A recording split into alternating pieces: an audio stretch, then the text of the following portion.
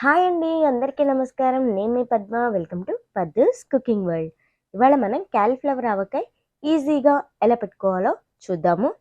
వీడియోలోకి వెళ్ళబోయే ముందు అందరూ కొంచెం సబ్స్క్రైబ్ చేసుకోండి, నాకు కూడా ఎంకరేజ్మెంట్గా ఉంటుంది.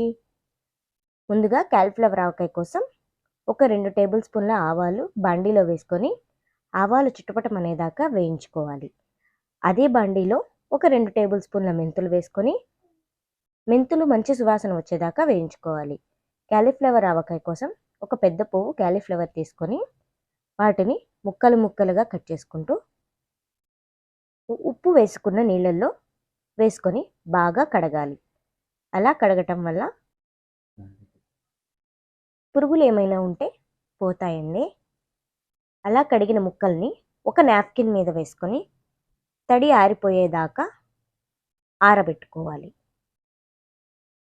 ఒక బాండీలో 200 గ్రాముల వేరుశనగ నూనె వేసుకొని దాంట్లో 2 చిన్న స్పూన్ల ఇంగువ వేసుకొని ఒక 3-4 వెల్లుల్లి రెబ్బల్ని దంచుకొని వెల్లుల్లి రెబ్బలు ఎర్రగా వచ్చేదాకా కాచుకొని పక్కన పెట్టుకోవాలి.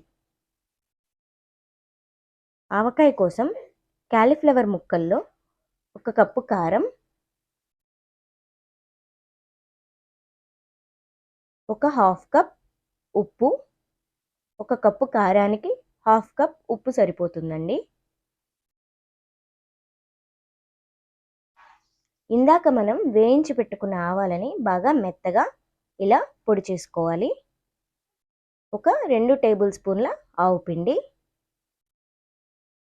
అలాగే మెంతుల్ని కూడా ఇలా మెత్తగా పౌడర్ చేసుకోవాలి.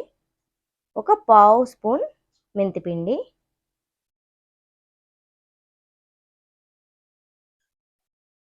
ఒక 10 వెల్లుల్లి రెబ్బలు ఇష్టం లేని వాళ్ళు స్కిప్ చేయొచ్చు.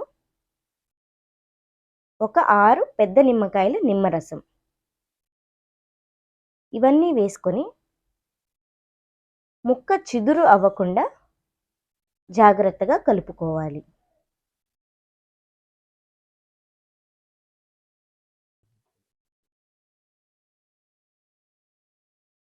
ఇలా కలుపుకున్న దాంట్లో మనం కాచి చల్లార పెట్టుకున్న నూనెని పోసుకోవాలి.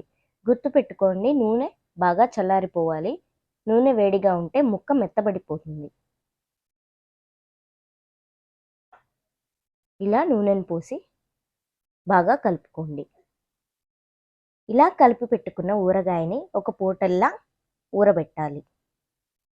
అంతేనండి, ఎంతో రుచిగా ఉండే ఆవకాయ రెడీ అయిపోయింది.